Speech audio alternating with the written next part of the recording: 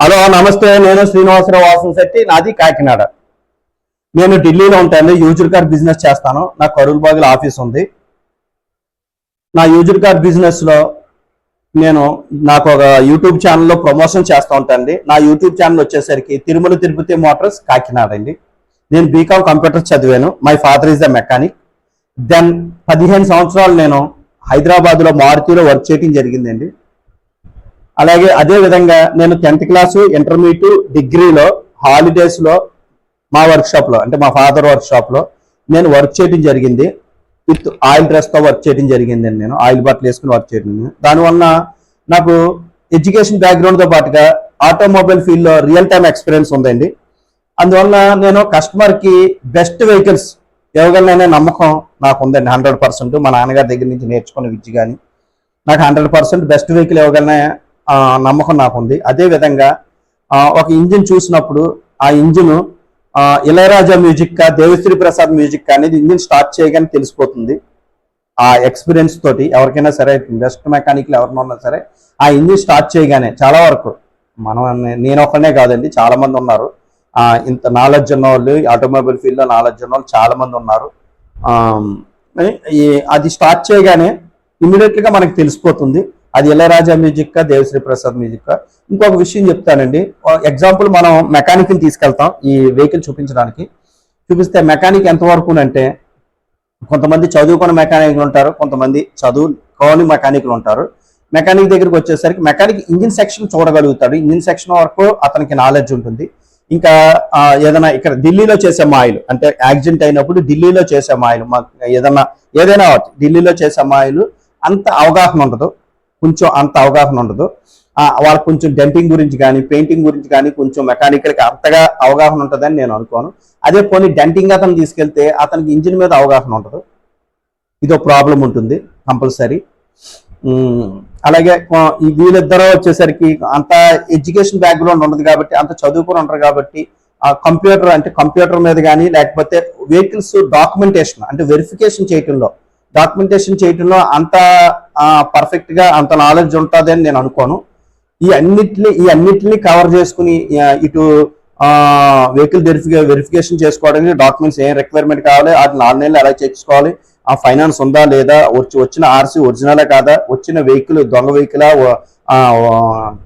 Genuine వెహికలా, ఇది తెలుసుకోవాలి. Rusting చూసుకోవాలి, డెంటింగ్ పెయింటింగ్ చూసుకోవాలి, యాక్సిడెంట్ చూసుకోవాలి, ఇంజిన్ చూసుకోవాలి, ఎన్ఓసీల గురించి చూసుకోవాలి. ఈ అన్ని వింగుల్ని కవర్ చేయాలి. అంటే ఈ అన్ని పొజిషన్ని, అంటే ఎలక్ట్రికల్ కంప్లైంట్స్ ఉంటే ఎలక్ట్రికల్ కంప్లైంట్స్ కూడా కనిపెట్టాలి. అంటే అతను ఎలక్ట్రీషియన్ అయ్యి కూడా ఉండాలి. ఈ అన్ని వింగుల్ని కవర్ చేసుకోవాలండి. ఈ అన్నిటిని చూసుకొని ఉండాలి. అందువలన నాకున్న ఎక్స్పీరియన్స్ అంటే, నేను బీకామ్ కంప్యూటర్ చదివాను, ఆల్రెడీ నేను చెప్పాను. మా ఫాదర్ ఈజ్ ద మెకానిక్, నేను చెప్పాను ఆల్రెడీ. నేను వర్క్షాప్లో వర్క్ చేశానని. అదేవిధంగా నేను మారుతిలో 15 సంవత్సరాలు వర్క్ చేయడం జరిగింది. దానివల్ల నాకు ఎడ్యుకేషన్ బ్యాక్గ్రౌండ్తో పాటుగా మెకానిక్ ఫీల్డ్, అంటే ఆటోమొబైల్ ఫీల్డ్ నాకు రియల్ టైమ్ ఎక్స్పీరియన్స్ ఉంది. నేను యాక్సిడెంట్ని ఫైండ్ అవుట్ చేసుకోగలుగుతాను, పెయింటింగ్ ఫైండ్ అవుట్ చేసుకోగలుగుతాను, ఎలక్ట్రికల్ కంప్లైంట్ ఉంటే ఎలక్ట్రికల్ కంప్లైంట్ ఫైండ్ అవుట్ చేసుకోగలుగుతాను. నేను చదువుకోవడం వల్ల, నేను బీకామ్ కంప్యూటర్ చదువుకోవడం వలన నేను వెహికల్ డాక్యుమెంటేషన్ వెరిఫికేషన్ చేసుకోగలుగుతాను. ఆ ఇంజిన్ మా నాన్నగారి దగ్గర నుంచి నేర్చుకున్న ఎక్స్పీరియన్స్, అంటే మా నాన్నగారు చాలా సీనియర్ మెకానిక్. ఆయన అప్పట్లో పాత మెకానికులు చాలా పర్ఫెక్ట్గా ఉండేవారు. ఏ విషయం అన్నా సరే వాళ్ళకి ఒక సౌండ్ వచ్చిందంటే ఆ సౌండ్ ఎక్కడి నుంచి వచ్చింది అనేది ఈజీగా ఫైండ్ అవుట్ చేయాలి. లేకపోతే ఆ సౌండ్ ఫైండ్ అవుట్ చేసే వరకు ఉంది. ఇప్పుడున్న మెకానికల్గా కాదు, ఓల్డ్ మెకానికల్ చాలా పర్ఫెక్ట్గా ఉండేవారు. అంటే ఓల్డ్ బిఏ ఇప్పుడున్న బిఏ చేసిన వాళ్ళు కానీ, బీకామ్ చేసిన వాళ్ళు కానీ ఇంగ్లీష్ పర్ఫెక్ట్గా మాట్లాడలేరు. కానీ ఓల్డ్ బిఏ చేసిన వాళ్ళు మాత్రం చాలా పర్ఫెక్ట్ ఇంగ్లీష్ మాట్లాడతారు. అప్పుడు చదువులు వేరు, ఇప్పుడు చదువులు వేరు. ఆ తర్వాత ఇప్పుడున్న తరం ఇంకా అడ్వాన్స్డ్ అయిపోయింది. ఎందుకంటే మధ్యలో ఉన్న వాళ్ళు అటు ఇటు అయిపోయారు. కానీ ఆ పాత తరం బాగుండేది, ఇప్పుడున్న తరం చాలా అప్పటికన్నా అడ్వాన్స్డ్ అయిపోయారు. అంటే ఇప్పుడు చిన్నప్పటి నుంచే 2nd క్లాస్ 3rd క్లాస్ నుంచే ఇక్కడ ఇంగ్లీష్ మొదలెడతారు. మన జనరేషన్ అట్లా లేదు. కానీ పాత అదే విధంగా ఇప్పుడు అంత పాత మెకానికల్ కాబట్టి ఆయన దగ్గర నుంచి నేర్చుకుని ఇంజిన్ స్టార్ట్ చేయగానే అది ఇళయరాజా మ్యూజిక్ కా, దేవిశ్రీ ప్రసాద్ మ్యూజిక్ కా అనేది ఈజీగా ఫైండ్ అవుట్ చేయగలుగుతాను ఈ నాకున్న ఎక్స్పీరియన్స్ తోటి. అదేవిధంగా నేను ప్రతి 2 రోజులకు ఒకసారి వెహికల్స్ గురించి నేను నా YouTube channel Tirumala Tirupati Motors Kakinada YouTube ఛానల్లో ఒక ఎపిసోడ్ చేయడం జరుగుతుంది. అంటే ఒక వెహికల్ గురించి సంబంధించి ఒక పర్టికులర్ ఇష్యూ మీద, అంటే ఏదైనా అవచ్చు, కంప్యూటరైజ్ అవచ్చు, ఏదైనా ట్రాఫిక్ మీద, వెహికల్ మెయింటెనెన్స్ కావచ్చు, లేకపోతే వెహికల్ యాక్సిడెంట్ సంబంధించి, వెహికల్ డాక్యుమెంటేషన్ సంబంధించి ఏదైనా ఇష్యూ మీద, ఎనీ ఇష్యూ, కొత్తగా వచ్చే ఇష్యూ, జిఎస్టీ మీద కానీ ఏదైనా ఇష్యూస్ మీద నేను ఒక ఎపిసోడ్ చేయటం జరుగుతుందండి. ఇది దేని గురించి అంటే, ఏదో నాకు తెలిసిన నాలెడ్జ్లో ఏదో నాకు నాలెడ్జ్ ఉందని చెప్పుకోవడానికి కాదు. చాలా మంది కొత్తగా వచ్చిన వాళ్ళు ఎవరన్నా ఉంటే వీళ్ళకి కొంచెం అవగాహన ఉండదు. కొంతమంది చాలా వరకు తెలిసిన వాళ్ళు ఉంటారు. ఇది తెలియని వాళ్ళ గురించి మాత్రమే నా ఇన్ఫర్మేషన్ నేర్చుకోవడానికి, ఇన్ఫర్మేషన్ తెలియటం కోసం చెప్తున్నాను. అంతేగాని ఇదేదో నాకేదో బెనిఫిట్ వస్తుందని కాదు. నాకు నాలెడ్జ్ ఎంతవరకు ఉందనేది కూడా జనాలకి అర్థమవుతుంది, నా సబ్స్క్రైబర్స్ తెలుస్తుంది. అదేవిధంగా వాళ్ళకి తెలియని విషయాలు కూడా ఇక్కడ తెలుసుకోవడానికి ఛాన్స్ ఉంటుంది, తప్పులేదు. నాకు కూడా నేనేది గొప్ప నాలెడ్జ్ ఉంది, నాకు అన్నిటి మీద గ్రిప్ ఉందని నేను అనుకోను. కారులో కూడా నాకు కూడా తెలియని విషయాలు కొన్ని ఉంటాయి. ఎప్పటికప్పుడు ఆ విషయాలు ఎప్పుడన్నా రెక్టిఫై వచ్చినప్పుడు, ఆ కంప్లైంట్ వచ్చినప్పుడు దాని గురించి తెలుసుకోవడానికి ప్రయత్నిస్తాను నేను. ఇది ఏంటిది, ఈ కంప్లైంట్ ఎలా రెక్టిఫై చేయాలి, ఇది ఇలా కూడా జరుగుతుంది అనమాట, మనం నేర్చుకోవాలి అని చెప్పేసి నేను నేర్చుకోవడం జరుగుతుందండి. ఎప్పుడు కూడా మనిషి అనేవాడు లైఫ్లో అన్నీ అతనికే తెలిసి ఉండదు, అతనికి తెలియని చాలా విషయాలు ఉంటాయి. అవి ఎప్పుడు మనం కొత్తగా వచ్చినప్పుడు అవి నేర్చుకుంటూ ముందుకెళ్తాం అనేది మంచిది. ఎందుకంటే నేర్చుకోవటం వల్ల తప్పులేదు. ఎప్పుడు నేర్చుకున్నా అది ఏదో చోట ఏదో సందర్భంలో మనకు ఉపయోగపడుతుంది. ఎప్పుడో నేను చదువుకున్నప్పుడు మా నాన్నగారు వర్క్షాప్లో నేను వర్క్ చేయటం వల్ల, ఆ తర్వాత మారుతిలో వర్క్ చేయటం వల్ల ఇప్పుడు నాకు అది ఉపయోగపడింది. ఇప్పుడు వెహికల్ గురించి నేను పర్ఫెక్ట్గా చూడగలుగుతాను అనే కాన్ఫిడెన్స్ నాకు రావడానికి కారణం ఏంటంటే నేను అప్పుడు చేయటం వల్ల. అది ఎందుకు నేను చదువుకున్నా ఉండి నేను మెకానిక్, మా నాన్నగారు వర్క్షాప్లో నేను ఎందుకు వర్క్ చేయాలి అని అనుకోకుండా అనుకుని ఉంటే ఈ రోజు నేను ఈ విషయాలు వెహికల్ గురించి నేను అంత నాలెడ్జ్ ఉండేది కాదు. ఆ రోజు నేను నేర్చుకున్నాను కాబట్టి నా చదువు అయిపోయిన తర్వాత కూడా, నేను జాబ్ చేసిన తర్వాత కూడా ఇప్పుడు నాకు అది ఉపయోగపడుతుందని నేను అనుకుంటున్నాను. దానివల్ల ప్రతి ఒక్కరు, నేను కూడా ఎప్పటికప్పుడు ఏదో విషయం నేర్చుకుంటూ ఉంటానండి. అదేవిధంగా చాలామంది సబ్స్క్రైబర్స్ కానీ కొంతమంది నాకు చెప్తా ఉంటారు, మేము ఢిల్లీ వచ్చాం సార్, మాకు వెహికల్ చూసాం కానీ వేరే వాళ్ళు ఎవరో తీసుకొచ్చి ఇప్పించారు, ఆ వెహికల్ బాగాలేదు సార్, మేము చాలా డిసప్పాయింట్ అయ్యాము, మమ్మల్ని ఆ వెహికల్ అక్కడికి వచ్చిన తర్వాత చాలా ఇబ్బంది పడ్డాము, అది ఇదని చెప్తూ ఉంటారండి. ఎప్పుడు కూడా అండి వెహికల్ కొనేటప్పుడు వెహికల్ని ఎవరైతే సర్టిఫై చేస్తారో వాళ్ళు పర్ఫెక్ట్గా ఉండాలండి. అంటే ఢిల్లీలో ఉన్న మోసాలు తెలిసి ఉండాలి. అంటే మన ఏరియాలో మెకానికల్ చూస్తారు, అది అంటారు ఇది అంటారు, కానీ ఇక్కడికి వచ్చేసరికి కొంచెం పర్ఫెక్ట్గా ఉండాలి. అంటే ఢిల్లీలో కొంచెం మోసాలు ఎక్కువ జరుగుతాయి అని చెప్తారు. ఢిల్లీలోనే కాదండి, అన్ని చోట్ల మోసాలు ఉంటాయి. అలాగే రాళ్ళు రత్నాలు బంగారం అన్ని చోట్ల ఉంటాయి. హైదరాబాదు, ముంబై అన్ని వెహికల్స్ బట్టే ఉంటుంది. ఇక్కడ మంచి వెహికల్స్ ఉంటాయి, చెడ్డ వెహికల్స్ ఉంటాయి, అన్ని చోట్ల ఉంటాయి. Not only Delhi, anywhere in India మంచి చెడు అనేది అన్ని చోట్ల ఉంటాయి. కానీ మనం ఎవరైతే వెహికల్స్ మంచి చెడు అనేది ఎలా డిసైడ్ అవుతుంది, దాని గురించి మనకి ఐడియా ఉంటేనే మంచి చెడు అనేది మనకి డిసైడ్ అవుతుంది.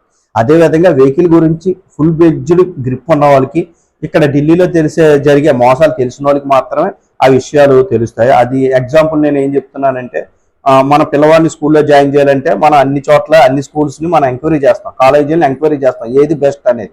దాన్ని బట్టి మన పిల్లవాడిని జాయిన్ చేస్తాం, అతని భవిష్యత్తు బాగుంటుంది.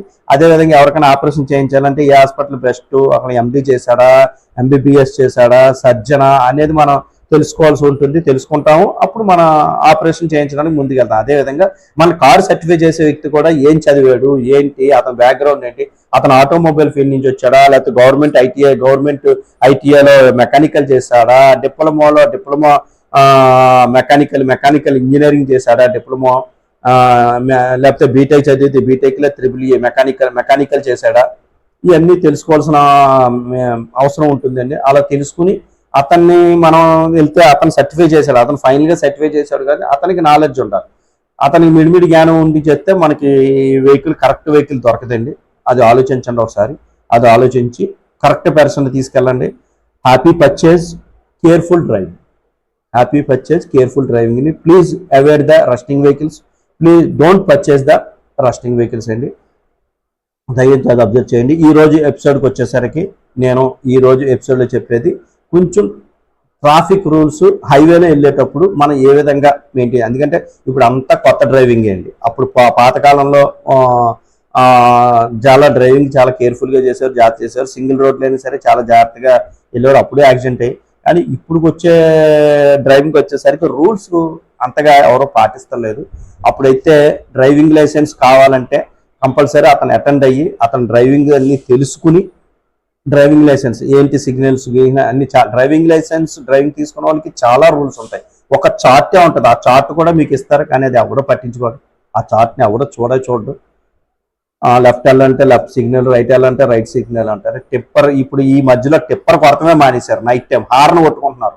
కొత్తగా వచ్చిన డ్రైవర్లు హార్న్ కొట్టుకున్నారు. నైట్ టైం హార్న్ కొడితే ఏ కార్ నుంచి వస్తుంది హార్న్ ఎవరికి అర్థం అవుతుంది? ఎవరికి అర్థం కాదు. నైట్ టైం అనేది హార్న్ కొట్టకూడదండి అసలు. హార్న్ అనేది వాడరు నైట్ టైం అనేది. నైట్ టైం ఓన్లీ టిప్పర్ వాడతారు. వాటి గురించి నేను చెప్పడానికి ప్రయత్నిస్తున్నానండి. డ్రైవింగ్ చేయండి, కరెక్ట్గా కేర్ఫుల్ డ్రైవింగ్ చేయండి, ఎందుకంటే మన ఫ్యామిలీ మొత్తం అందులో ఉంటుంది. ఎప్పుడైనా కరెక్ట్ వెహికల్ మనం తీసుకెళ్ళకపోతే మన ఫ్యామిలీ రోడ్డు మీద పడుతుంది. ఆ వెహికల్ ఏమైనా ఇబ్బంది వస్తే మన ఫ్యామిలీ మొత్తం రోడ్డు మీద నిలబడాల్సి వస్తుంది. అదేవిధంగా వెహికల్ ఏమన్నా ప్రాబ్లం వచ్చి ఏదైనా ఇబ్బంది అయిందంటే, ఏదైనా తగిలిందంటే మా ఫ్యామిలీ అందులో ట్రావెల్ చేసేదండి.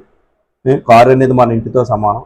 మన ఫ్యామిలీ మొత్తం ట్రావెల్ చేస్తుంది. మీరు చాలా జాగ్రత్తగా, మీ ఫ్యామిలీ మొత్తం మీ చేతిలో ఉంటుంది కాబట్టి మీరు చాలా కేర్ఫుల్గా డ్రైవ్ చేయవలసి వస్తుంది. ఇంకా హైవే విషయానికి వచ్చేసరికి, హైవేలో ఇప్పుడు చాలా వరకు డ్రైవర్లు ఎల్ఈడి లైట్లు వాడతారు. కార్లకి ఎక్కువ ఎల్ఈడి లైట్లు, ఈ లారీలకి ఎల్ఈడి లైట్లు అనేది అసలు పర్మిషనే లేదండి.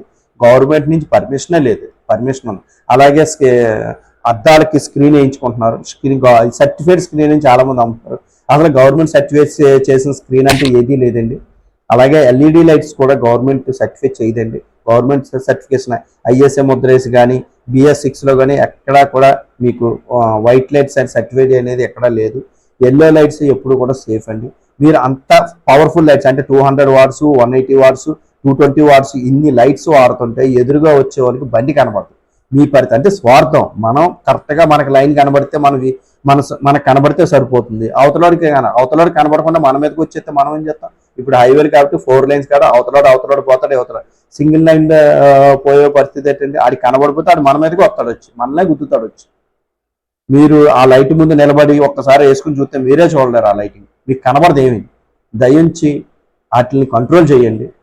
పోలీసు వాళ్ళకి కూడా చెప్తున్నాను, వాటిని కంట్రోల్ చేయండి. ఎందుకంటే ఎల్ఈడి లైట్లు అనేది చాలా ప్రమాదకరం. అవతల వ్యక్తికి అసలు కనబడతలేదు లైటింగ్. 200 వాట్స్, 220 వాట్స్ వేసుకుంటున్నారు, కనబడతలేదు అసలు. అది దీని మీద జనాల్లో అవేర్నెస్ రావాలి. కంపల్సరీ దీన్ని గవర్నమెంట్ బ్యాన్ చేయాలి. ఖచ్చితంగా దీని మీద ఒక యాక్షన్ తీసుకోవాలి అనేది నా ఉద్దేశం. ఈ ఎల్ఈడి లైట్స్ మీద అదొకటి. ఎప్పుడన్నా హైవేలో వెళ్ళేటప్పుడు కొంతమంది అంటే ఆల్రెడీ తెలిసిన వాళ్ళకి ఆల్రెడీ నాలెడ్జ్ ఉంటుంది డ్రైవింగ్ ఏమేమి రూల్స్ పాటించాలనేది. తెలియని వాళ్ళకి చెప్తున్నానండి, కంపల్సరీ మన హైవేలో వెళ్ళేటప్పుడు night time, day time horn కొడతాం. హార్న్ కొట్టి ఎవరినైనా మనం క్రాస్ చేస్తున్నప్పుడు అంటే ఓవర్టేక్ చేస్తున్నప్పుడు మీరు కంపల్సరీ లెఫ్ట్ నుంచి చేస్తున్నారా రైట్ నుంచి చేస్తున్నారా కంపల్సరీ సిగ్నల్ వేయండి. సిగ్నల్ వేయటం వల్ల మీ వెనకాల వచ్చే వాళ్ళకి మీరు ఏ పొజిషన్లో సడన్గా మీరు వెహికల్ రైట్ సైడ్ తిప్పారు లెఫ్ట్ సైడ్ తిప్పితే వెనకాల ఉన్నవాడు కన్ఫ్యూజ్ అవుతాడు. సిగ్నల్ వేసుకోవడం వల్ల మీరు ఏ వెళ్తున్నారు అనేది అతనికి డైరెక్షన్ వస్తుంది, అతను అలర్ట్ అవుతాడు, మీకు కూడా ఇబ్బంది ఏమి ఉండదు. అలాగే నైట్ టైం కూడా మీరు ఎట్టి పరిస్థితుల్లో హార్న్ యూజ్ చేయొద్దండి. ఓన్లీ టిప్పర్ వాడండి. మీరు టిప్పర్ వాడితే మీరు వెనక నుంచి ఓవర్టేక్ చేయడానికి ప్లేస్ అడుగుతున్నారని ముందు నడిపే డ్రైవర్కి తెలుస్తుంది. లారీ వాళ్ళు 100% చేస్తారు, తెలుస్తుంది. అప్పుడు మీకు అతను సైడ్ అవడం జరుగుతుంది. అప్పుడు మీరు సిగ్నల్ వేసుకుని అతను ఓవర్టేక్ చేయడం వల్ల మీ వెనకాల ఉన్న వాళ్ళకి మీరు ఏ పొజిషన్లో వెళ్తున్నారు అనేది అర్థమవుతుందండి. ఇవి ఇప్పుడు ఎవరు పాటిస్తలేదు. దానివల్ల చాలా ప్రమాదాలు జరుగుతున్నాయండి. ఓవర్ స్పీడ్ ఎప్పుడు వెళ్ళకండి. ఒక స్పీడ్ మెయింటైన్ చేసుకోండి. పెద్ద వెహికల్స్ అయినా చిన్న వెహికల్స్ అయినా ఓవర్ స్పీడ్లో ఏమైనా ప్రమాదం జరిగితే చాలా ఇబ్బంది. ఎయిర్ బ్యాగ్స్ ఉన్నాయి, అవి ఉన్నాయి. అలా కాదండి, ఒక స్పీడ్ మెయింటైన్ చేసుకుని 180, 100. నేను హైవేలో మేము 150 కొట్టాలి, 200 కొట్టాలంటే మన ఇండియన్ రోడ్స్ అండి. వెహికల్స్ రాకపోయినా సరే ఏదన్నా జంతువు, ఏదన్నా కుక్క, నక్క, ఆవులో మనకి ఇంకా ఫారెన్లో అయితే మనకి ఆవులు, గేదెలు, కుక్కలు ఇటువంటి రోడ్డు మీదకి వచ్చే పరిస్థితి ఉండదు. వాళ్ళకి ఏమీ ఇబ్బంది ఉండదని వాళ్ళ రోడ్స్ అన్ని కంట్రోల్ చేస్తారు. ఆ జంతువులు ఏవి రోడ్డు మీదకి వచ్చే పరిస్థితి ఉండదు. మనకి అలా కాదని ఈవెన్ ఆవు కూడా మనకి రోడ్డు మీదకి వస్తుందంటే తగిలిందంటే మనం ఎక్కడో ఉంటాం. అది కంట్రోల్ చేసుకోండి.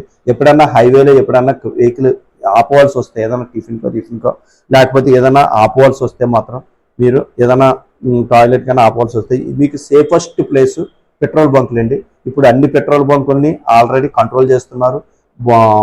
అక్కడ టాయిలెట్స్ గట్టా అందుబాటులో పెట్టారు, నీట్గా ఉంచుతున్నారు. నీట్గా లేకపోతే వాళ్ళ మీద ఫైల్ వేస్తున్నారండి. పెట్రోల్ బంక్ ఎక్కడైనా ఏదన్నా మీరు ఆగాలనుకుంటే హైవేలో ఎట్టి పరిస్థితుల్లో రోడ్డు మీద ఎప్పుడు ఆగద్దండి. రోడ్ సైడ్ కానీ ఏదో ఊర్లో కానీ ఎట్టి పరిస్థితుల్లో ఆగద్దు. మీకు సేఫెస్ట్ ప్లేస్ అంటే పెట్రోల్ బంక్ అండి. ఏ డాబాల దగ్గర కూడా ఆగద్దు, డాబాల్లో బాత్రూమ్లు కూడా మీరు యూజ్ చేయడం మానేయండి. మీకు సేఫెస్ట్ ప్లేస్ అనేది పెట్రోల్ బంక్ ఏదైనా జరిగినా సీసీ కెమెరాలు ఉంటాయి. రేపు పొద్దున ఆ పెట్రోల్ బంక్ మీద కంప్లైంట్ పెట్టినా సరే రెస్పాండ్ అవుతారు. ఏదో డాబా మీద కంప్లైంట్ అయితే మనకు ఆ కంప్లైంట్ ఎందుకు చెల్లదండి, అది ఆలోచించండి. కేర్ఫుల్గా డ్రైవ్ చేయండి, చాలా ఇంపార్టెంట్. మన లైఫ్ ఒక ఫ్రాక్షన్ ఆఫ్ సెకండ్లో మన లైఫ్ని తిప్పేస్తుంది ఈ డ్రైవింగ్ అనేది. చాలా జాగ్రత్తగా నిద్ర కంట్రోల్ చేసుకుంటూ డ్రైవ్ చేయండి. నిద్ర వచ్చినప్పుడు ఎట్టి పరిస్థితుల్లో మీకు కొనుక్కు వస్తుందంటే ఎట్టి పరిస్థితుల్లో ఏదైనా డాబా దగ్గర ఏదైనా పెట్రోల్ బంక్ దగ్గర వెహికల్ ఆపేసి అక్కడ రెస్ట్ తీసుకోవడం బెస్ట్.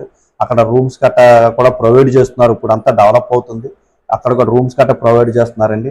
అందువలన మీరు డ్రైవింగ్ చేస్తున్నప్పుడు మాత్రం చాలా కేర్ఫుల్గా డ్రైవ్ చేయమని నేను మేము అందరినీ విజ్ఞప్తి చేస్తున్నాను. కారు కొనుక్కోవటమే మనం ఒక కారు అనేది లగ్జరీ, కారు కొనుక్కోవడం అని ఇల్లు కారు అనేది కంపల్సరీ వాళ్ళ లైఫ్ అంబిషన్ అయి ఉంటుంది. కారు కొనుక్కోవడం కూడా మన ఫ్యామిలీ డెవలప్ అవడం అనేది చూపించడానికి కారు మనకు లగ్జరీ అది.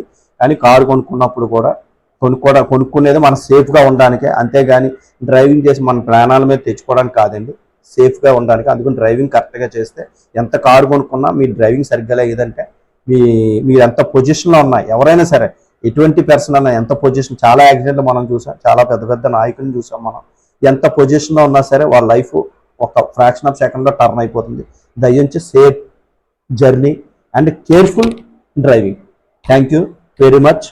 నాకు ఏదైనా ఇన్ఫర్మేషన్ కావాలన్నా లేకపోతే నా యూట్యూబ్ ఛానల్ని సబ్స్క్రైబ్ చేయండి, తిరుమల తిరుపతి మోటార్స్ కాకినాడ. ఏదన్నా ఇన్ఫర్మేషన్ కావాలంటే నా నెంబర్కి కాల్ చేయండి, 9346242721 నా నెంబర్ అండి. ఎనీ ఇన్ఫర్మేషన్ నాకు కాల్ చేయొచ్చు, నేను కాల్ కంపల్సరీ అటెండ్ అవుతానండి. ఇన్ కేస్ నేను బిజీగా ఉన్న కాల్ అటెండ్ అవ్వకుండా నేను కాల్ బ్యాక్ చేస్తాను. Thank you very much. నా యూట్యూబ్ ఛానల్ షేర్ చేయండి, లైక్ చేయండి, సబ్స్క్రైబ్ చేయండి. Thank you.